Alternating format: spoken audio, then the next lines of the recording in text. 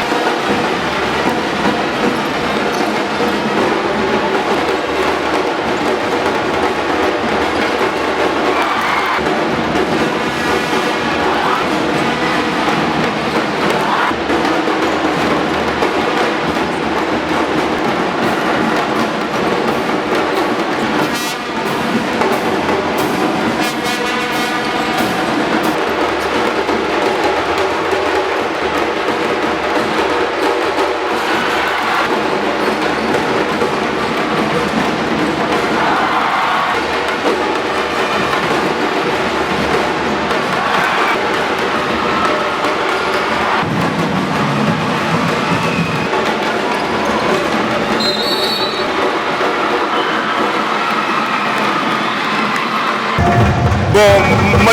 match betike ça après un c'est pas que solo donc si les fois là c'est pas France donc an bɛna fɛɛrɛ bila sen kan ka essayer ka ale bali cogo min na pour que an bɛ se ka denmisɛnninw motiver pour que an bɛ se ka gagner cogo min na ni Ala sɔnna a ma.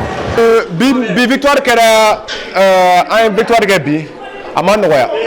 Libye équipe ɲumanba de joueur ɲumanbaw b'olu numéro 3 ni numéro 6 yɛrɛ y'an sɛgɛn kosɛbɛ nka an fana ma tigɛ an yɛrɛ la an fana ka équipe ka ɲi ka fara américain min nana ka fara a kan donc an dara an ka coach la an b'a dɔn k'a fɔ foyi tun t'an bolo ni gagner tɛ bi donc gagner o de y'a to o de dusu donna ka na bi ka jouer ka gagner parce que an b'a dɔn foyi tun tɛ ni gagner tɛ bon laɲinikan min bɛ n bolo ka ɲɛsin public fana ma u bɔra ka cogo min na depuis vendredi u ka dɔ fara kan hali bi bien vrai k'an cira vendredi bi aw yɛrɛ a ye salle kun falen ka tɛmɛ kunu kan yara bi ama ala ka to sini fana u ka bɔ comme kɔnɔkulu kana parce que Mali ko de don. An bɛ to championnat des clubs africains tako fɔlɔ kɛnɛ ka hali bi a ka dɔn k'a fɔ AS Police kɔni ka bɔli sabanan ani Algérie de karila ɲɔgɔn na u ye sɛbɛya ta Algérie kan ni kuru 83 ani kuru 76 ye. O kɔfɛ mun ye Ousmane Traoré ye n'o y'an ka malien joueur dɔ ye ale n'u ka jɔnjɔn karamɔgɔ u y'u hakilina di match in kɔfɛ an ka jɛ an k'o jaw lajɛ.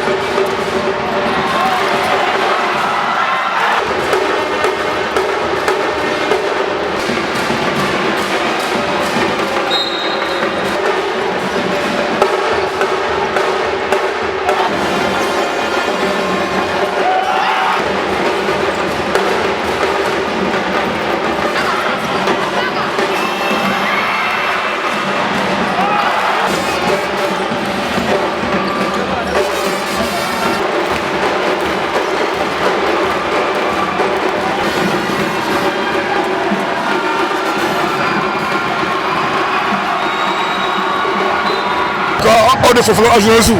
a b'a nɔfɛ sur pied ka kibaruyaw d'a ma ka jugu kibaruyaw d'a ma a b'a nɔfɛ kuma bɛɛ pour que basket niveau élevé ne ka foli fɔra aw ye ne bɔra yen n bɛ n ka jeunes fo u sera baara ma u baara kɛ u y'an ka fɛɛrɛw bila en place ma ɲinɛ ministère des sports kɔ ma ɲinɛ fédération malienne de basket kɔ ani farikolo ɲɛnɛ tɔn bɛɛ u bɛɛ y'an dɛmɛ vraiment an ka se niveau la donc ne b'a bɛɛ fo a ɲɛna baara ɲɛna an bɛɛ fo halisa an dɛmɛ halisa an b'a ɲini fɔ ala dɛmɛ pour que se taa sanfɛ cogo min na ka Mali kunna wolo bon an ye labɛn cogo min na an bɛna match tɔw labɛn ten parce que an ma match kelen labɛn an ye san de labɛn o la an ka dirigeant wulila k'u jɔ ka foro bila sen kan ka encadrement bila dans les conditions ka joueurs dans les conditions ka joueurs motivés o de la an sɛbɛnni kɛnɛ kan donc an bɛ dɛmɛ ɲini bɛɛ fɛ an y'an dɛmɛ pour que an bɛ se ka taa phase finale kɛnɛ kan ka Mali kɔrɔ cogo min na. Bon nisɔndiya tɛ se ka fɔ ka se a dan na de fait an bɛ maliyɛn fo k'u barikada u mun bɔra ka na supporter parce que an mago b'a la nka bon n bɛ public fo ka barikada olu minnu ma découragé parce que défaite fɔlɔ la o kɛra erreur ye mais halisa u bɔra ka na soutenir ka tila ka bɔ nin donba in fana ka na soutenir non an tɛ se k'u fo ka se a dan na tellement u y'an motivé ka se cogo min na ala de b'u sara walayi bon kumakan laban bɛ fɛ k'a fɔ n b'a f'u ɲɛna halisa an ka ala fo ka barikada u kana découragé quoi parce que jeu de don quoi wagati dɔ a bɛ gɛlɛya i n'a fɔ a bɛ se ka nɔgɔya cogo mais an ka ala fo ka barikada an gagné min na. Championnat des clubs africains ale kɔni deuxième phase programme filɛ nin ABC ale de bɛna Côte d'Ivoire représenter ASB Mazembe Congo RDC Al Nassr ale de bɛna Libye représenter AS Nijilek Niger AS Police Mali FAB Cameroun GSP Algérie Manga Bébé ale de bɛna Gabon représenter 3 contre 3 n'o ye ɲɔgɔndan ye min kɛra Uganda a ka dɔn k'a fɔ ale kuncɛli kɛra n'o y'a finale Junior Kunda Mali musow kɔni ye sebaya ta Uganda kan kuru 17 ani kuru 4 an ka jɛ an k'o jaw lajɛ.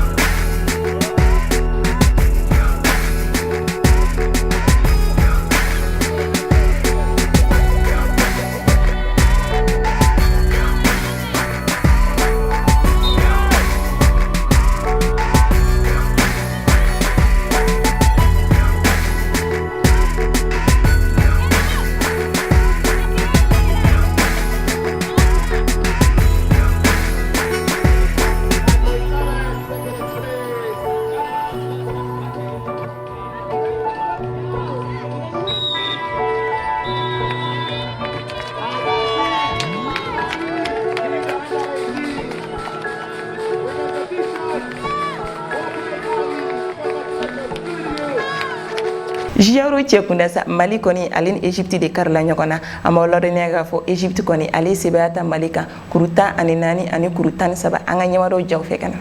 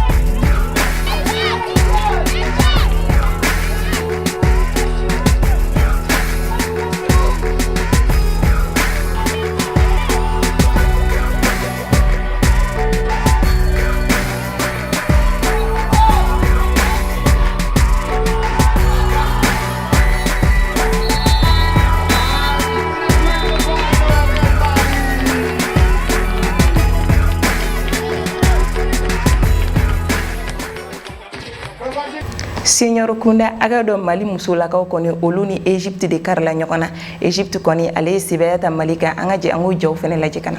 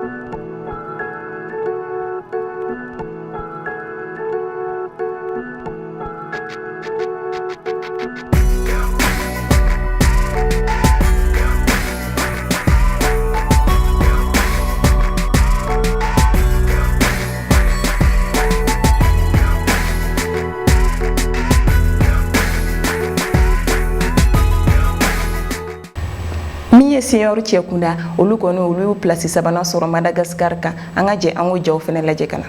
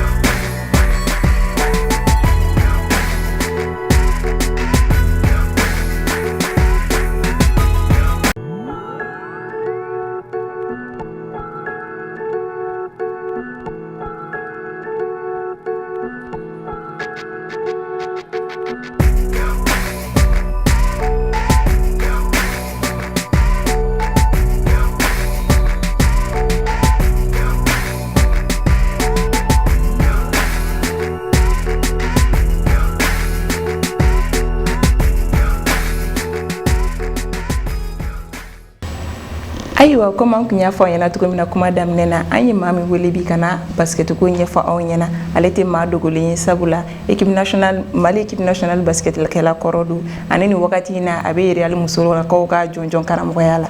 an ka bi maa welele ale tɔgɔ ko Seka Kanute. Bonjour coach. Bonjour coach, an ye wele nana ka wele lamɛn a diyara an ye kojugu an b'a f'i ɲɛna k'i bisimila temps wari kɛnɛ kan. ne de b'aw fo k'aw remercier kosɛbɛ. D'accord coach, an bɛna ɲininkali fɔlɔ min tɛnb'i la bi o de ye sisan basketi e yɛrɛ bolo est ce que sisan basketi taabolo ka ɲi? Bon yanni n ka don kuma la n bɛ artiste mɔgɔw fo ka foli kɛrɛnkɛrɛn k'u ye parce que grâce que le fait que u ye n wele ka n'u ka studio la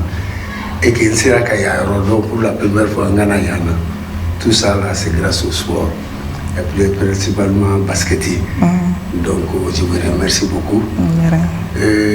Sisan basketi ni fɔlɔ basketi bi ɲɛtaa min bɛ sisan basketi la engouement bɛ basket la sisan kojugu. Engouement b'a la c'est-à-dire fɛn san kɔnɔ san o san activité dɔ bɛ yen pour les enfants ka daminɛ même minime sisan ka taa fɔ cadet junior senior o ye engouement ba don basket la et basketi taabolo sisan na ma ka ɲi ɲa ma que mɔgɔw kan k'u intéresser à la parce que a bɛɛ bɛ daminɛ o min ye pour que i ka se ka se basket la sisan f'i ka taa fondamentaux de la i k'a daminɛ à bas âge comme anw y'a daminɛ cogo min. Nous sommes les fruits des mini-baskets. Un homme à l'âge de 8 ans, 5 ans. Ce n'est pas donné à n'importe qui qu'on a droit à la, au milieu 14 ans. C'est rare. Mais tableau mouvement 600. Même sur le plan africain, on a des compétitions, on a junior compétition. Mais dans l'avenir, avec le nouveau président, minimum de compétition à répéter. Parce qu'on a un forum qui est ensemble tout de suite avec FIBA Afrique. Mini basket cela veut dire que tableau de basket c'est ça à Kaini follow time c'est-à-dire c'était un basket direct Amina Dro il y a basket là il y a la senior et il y a d'Afrique là il y a senior et il club champion à la 600 présentement même l'AS Police est en train de jouer la Ligue des clubs champions au pays engouement croyé quand le basket là au pays tableau de main quand il y a la fondation c'est la sécurité donc ne y'i ka kuma faamuya e bɛ fɛ k'a fɔ fɔlɔ basketi minimiya ni kadeya ninnu kun tɛ donc n'i donna dɔrɔn directement i bɛ kɛ senior ninnu ye bien. Fɔlɔ basket la voilà minimi i bɛ se k'a daminɛ minimi na parce que il y avait des gens ambition kun b'olu la dɔrɔn foyi t'olu la ka taga denmisɛnninw entraîner basket la i bɛ se ka taa minimi na minimi kɔni o ye diyagoya ye passage obligé n'i taara minimi na n'i kun bɔra fɔlɔ basket la n'i bɔra minimi na dɔrɔn i mana ye n'i yɛrɛ i bɛ taa jouer équipe dɔ fɛ. Ni joueur équipe de fait, vous savez qu'il a joué junior fait, nous ça agi massé 20 ans. Ni joueur junior fait, il sait quand je senior fait. Autrement là, ni fiti demseni fana ye, il sait quand je fladron ne que korobalo fait. Ni kamana saba kadro, il sait quand je junior fait tout, il te les senior au bout. Il en catégorie, en montagne sabato. Mais maintenant 6 ans, il va tellement gros kaele. Fou niveau ni mɔgɔ min kɔni ma saraya ni sera soumis la tuma o tuma vraiment a bɛ fɔ i ma ko ye ɲangara dɔ ye. D'accord i ko jaabi min diyara n ye komi n y'a fɔ kuma daminɛ na cogo min na i yɛrɛ ye équipe nationale joueur kɔrɔ ye ani nin wagati in na fɛnɛ i ye Real musolakaw ka jɔnjɔn karamɔgɔ ye yala e yɛrɛ bɛ se k'a fɔ an ye aw ka basketi wagati ani sisan basketi est ce que yɛlɛma b'a ko ninnu na danfara b'u ni ɲɔgɔn cɛ. Bon, comme il y a comment là, il y a la mamba de bala. Parce que le basket c'était direct, physique. Il y avait des dirigeants qui étaient là auprès de nous. On va ensuite du début jusqu'à la fin. Quand la saison d'âme ne faut pas. Il y avait des vrais dirigeants au niveau du basket. Mais si ça différencie mon pays, sur le plan africain, on me soumet l'année. Mais au club là, on n'a pas de dirigeants. Donc c'est de ce fait parce que tu es bien au niveau des dirigeants. Quand je dis dirigeants, on a des présidents, mais des dirigeants qui sont actifs, c'est-à-dire qu'ils sont sur le terrain comme nous on joue, ils sont tous les jours, les problèmes sont là, les enfants sont là, ils voient les dirigeants venir voir leur entraînement. C'est-à-dire, où est le nébolo, au cabinet, il y a la photo car ça bon word là. Parce qu'à un moment là, il y a des grands gars, des chefs de famille, hein, ils étaient morts, mais ou bien à Kanou, si on a dit depuis ou l'a fait, en 14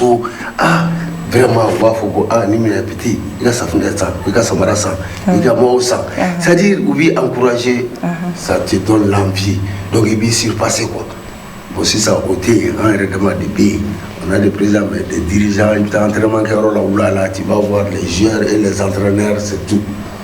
donc o différence o gɛlɛya de b'an kan n'an sera ka dirigeant baw sɔrɔ comme au niveau du football concurrence tɛ papier salaire ninnu ni des trucs caman bɛ yen quoi fɔlɔ olu de tun b'an mara yan u tun b'an mara basket la ka n'u jouer minnu bɛ ballon tan na olu kelenw de bɛna basket la mais sisan u kɛlen bɛ k'a kɛ uniquement dirigeant bɛ football la mais basket la olu occupé na ça mais en tout ye sur le terrain. D'accord coach o tɛmɛnen kɔfɛ an ka junior cɛlakaw bɔra ka kɛ vice champion du monde ye a ma mɛn kosɛbɛ o ɲɔgɔndan in senfɛ e yɛrɛ tun ye jɔnjɔn karamɔgɔ dangan ye yala sa yɔrɔ aw ka match fɔlɔ la aw ni Lettonie de bɛnna aw gagné Lettonie kan donc o match in yɛrɛ kɔfɛ aw yɛrɛ ka nisɔndiya kɛra jumɛn ye. ani question diyara n ye bon yan'an ka taa coupe du monde na ne ni n ka entraîneur chef El Hadji Diko an ye programme sɔrɔ 3 mois en avance donc an ye baara kɛ en fonction de ça donc an ye baara daminɛ an kun ka suya ye mun ye comme denmisɛnnin minnu ye coupe d'Afrique k'an bolo an tilalen coupe d'Afrique la yan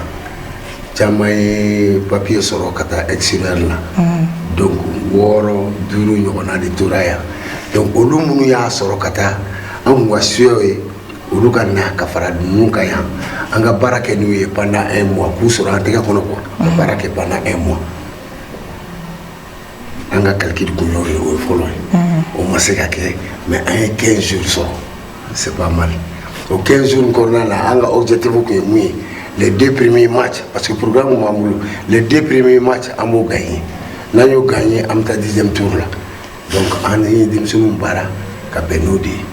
donc an y'a kɛ an taara ala y'a kɛ premier match la i y'a fɔ cogo min na an ye Lituanie ci o y'a sɔrɔ hali an ma dafa parce que an taara Lituanie en 10 personnes de taara o problème n y'a fɔ i ye cogo min na an tun bɛ fɛ ka mɔgɔw sɔrɔ an bolo kalo kelen an m'u sɔrɔ parce que dɔw ka yɔrɔ ka jan dɔw bɛ États-Unis dɔw bɛ France bon visa ko dunna n'i ka papier donna visa ɲini na il faut 10 jours pour que i ka papier ka bɔ donc olu nana retard la olu y'a sɔrɔ 10 jours ma se mais avancé minnu fɔlɔ taara olu ka 10 jours sera olu de ka billet bɔra olu taara o y'a sɔrɔ balo ni fɛn ninnu jire ninnu bɔ kɔfɛ olu ma 10 jours sɔrɔ donc olu ta ka 10 jours bɔlen olu taara an sɔrɔ donc ala y'a kɛ an ye premier match kɛ 10 personnes o 10 personnes an y'a fɔ denmisɛnninw ye yan'an ka taa an mɔgɔ 10 de don Lituanie de y'an ka objectif ye premier match fan k'o gagner donc an taara an bɛ don an donna an ye match gagner an ko alhamdulillah an don cogo ɲɛna an ye denmisɛnw lasigi ka f'u ye foyi ma kɛ fɔlɔ foyi ma kɛ an nakun pour que cette année ɲina coupe du monde na aw niveau bɛ cogo min mɔgɔw bɛ kuma la ye cogo min na il faut que an ni médaille ka segin so médaille ka segin so a bɛ se ka kɛ premier a bɛ se ka kɛ deuxième ye a bɛ se ka kɛ troisième ye donc o baara dun bɛ kɛ f'i ka fɔlɔ gagner ka filanan gagner donc an y'o fɔlɔ gagner mun kɛ kabini o kɛra an ko alhamdulillah an ka objectif bɛ ka atteindre dɔɔni dɔɔni. D'accord o kɔfɛ aw ni Australie de nana bɛn bari o match ma nɔgɔya kosɛbɛ sabula Australie sebaya ta o kan mais o match in kɔfɛ aw yɛrɛ sera ka labɛn jumɛn sabati ka match nataw kunbɛn. Bon ni mɔgɔ bɛ ko o ko la i bɛ ala barika da c'est à dire ni ala ko k'i bɛ kɛ fɛn fɛn ye i bɛ k'o ye ala y'an dɛmɛ k'an ka objectif ka atteindre parce que sport la i bɛ gagner i bɛ perdre mais défaite dɔw bɛ yen a ka ɲi ma an ma taa défaite kama dɛ an taara ka bɛ Australie ci de parce que an nana de an m'an ka match bɛɛ gagner an ye Australie minɛ ka match daminɛ k'a ban Australie y'an minɛ an y'an ka cɛdenw labɔ an y'u lasigi an ye kuma f'u ye ce match là il faut le gagner parce que an nana mun kama an mana tourisme kama dɛ an nana de ka Mali basket la sankɔrɔta k'a yira diɲɛ na que Mali bɛ se ka fɛn ba kɛ basket la surtout an tɔgɔ bɛ denmisɛnnin kunda cogo min na donc Australie de nana u y'an bati mais u y'an bati cogo di n'i ye match lajɛ k'a daminɛ k'a ban Australie b'u yɛrɛ ɲini na an bolo an ye match ban 5 minutes à 7 secondes à 7 secondes an bɛ Australie ka ni 3 points ni tun bɛ salle bɛ coulé la c'est-à-dire an ye farafin ye mais bɛɛ y'an supporté à 7 secondes an bɛ Australie ka ni 3 points u taara ka taa 2 points cɛ taara suti dɔ kɛ arbitre taara bon mɔgɔ tɛ kuma arbitrage kan ça dépend à ka appréciation do a taara faute imaginaire dɔ fiyɛ donc 3 lancés le gars a marqué les 3 ou il a battu sinon on a prolongation parce que on objectif pour prolongation donc a eu 3 lancés mundo un ballon engagé en nana on avait la balle toujours c'est un camorta on a fait des semaines où il est mou neninga entraîneur nga elage diko ay camorta kuma 7 secondes amita prolongation il 3 lancés mundo amena ay camorta ballon mena engagé ka kamo ay demso na jo pour la première fois ay demso na jo ka fo ayaketa un schéma mo amadeli ka kéré mais ils ont exécuté le schéma convenablement comme dit ko ya foto ou ya ke kanye ballon be la ba mon boloya o ba Afrika do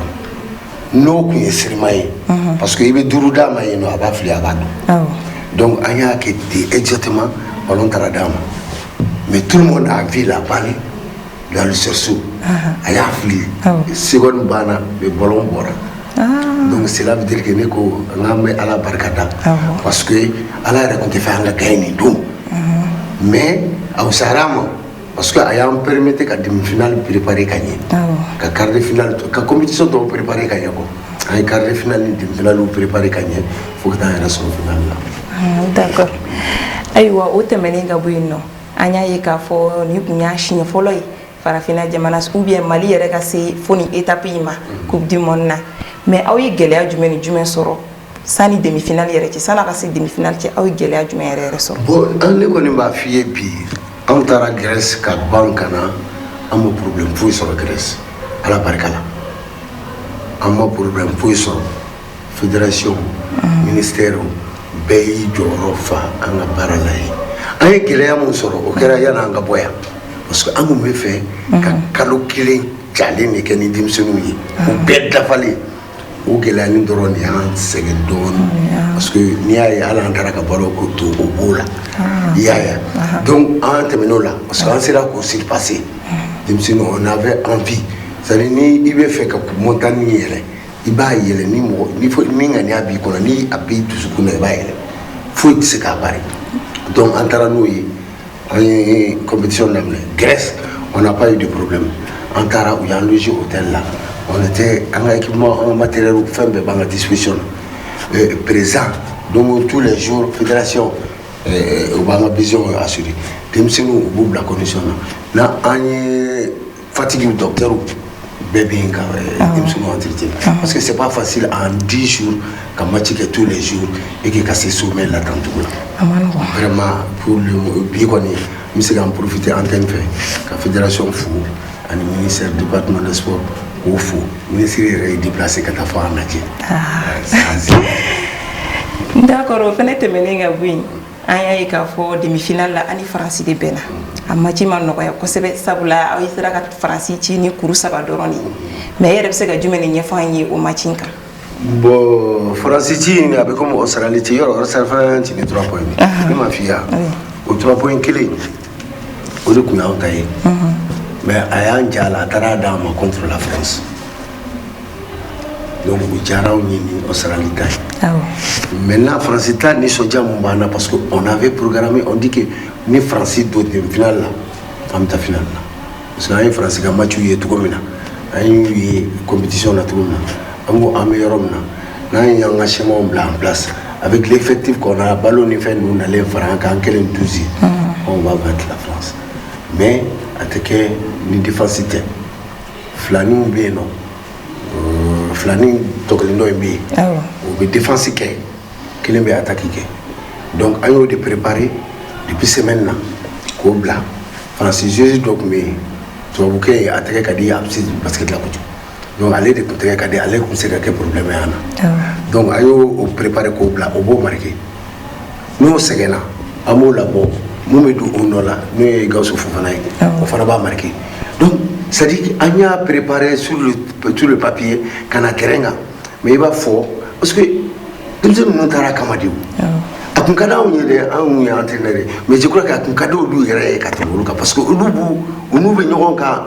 en Europe u b'a fɔ ko non nous niveau bɛ to anw niveau ka ɲi ni ninnu ye donc an bɛna yira olu la an ye farafin ye dɛ k'anw bɛ se ka nin kɛ donc u nana n'o objectif ye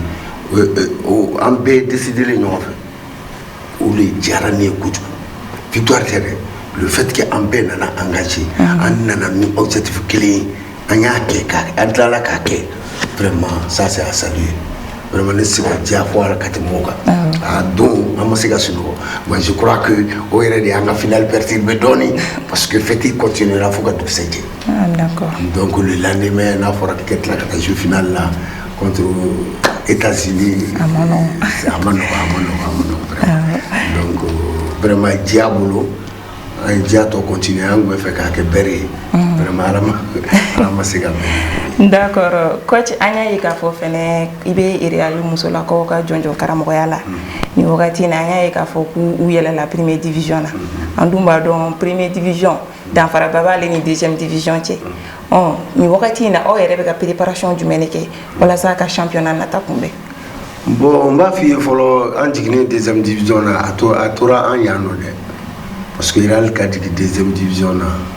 a ma kun ne segin a fɛ parce que ne yɛrɛ ka objectif fo ka na ne jouera Real de la mais garçon u ye fɛn bɛɛ sɔrɔ u ye coupe du Mali sɔrɔ u ye championnat sɔrɔ u ye doublé kɛ u ye fɛn bɛɛ kɛ ne yɛrɛ bɛ dɔ la n bɔra ye entraîneur minnu nana olu y'a continuer ne nakun musomaninw na ka ye olu fana u ka coupe du Mali sɔrɔ u ka kɛ champion ye mais n'a nana ala nana kɛ an tilala ka jigin deuxième division na a tora an ɲa mais an ye baara kɛ an taara an ni ala sɔnna an bɛ yɛlɛ an nɔ la tuguni ala y'a jaabi an ka responsable sababu u y'an dɛmɛ an ye fɛn fɛn ɲini u fɛ u y'o k'an ye denmisɛnnin minnu tora an bolo ye an yɛlɛnna n'u ye ɲinan sa an bɛ kɛ ka labɛn kɛ i y'a fɔ cogo min na labɛnba de b'an bolo c'est à dire minnu b'an jɛ comportement minnu b'an jɛ pour que ka se ka première division entamé ɲinan an y'a essayer k'a dɔw complet hali bi an b'a kan an ye mɔgɔ 3 mɔgɔ 4 ɲɔgɔnna sɔrɔ olu vraiment n bɛ profiter yan k'u fo u ka nali la u dara an na ka na k'u bɛna dɛmɛ vraiment je les remercie yani u ka se an niveau la parce que an ka objectif tɛ ka kɛ champion ye dɛ mais an bɛ taa ɲinan an b'an ka rôle jouer Real sɔn kɔrɔ parce que Real musoman u kun mɔgɔ 6 fɔlɔ mɔgɔ 6 Real mɔgɔ 6 u kun ye deuxième ou bien troisième ye Real basket fille dame mɔgɔ 6 kun bɛ jouer basket la n'o y'an kɔrɔmusow ye mɔgɔ tɛ fara u kan mɔgɔ tɛ b'u la mais jeliw wasadu u bɛ taa na se kɛ olu ni ɲɔgɔn cɛ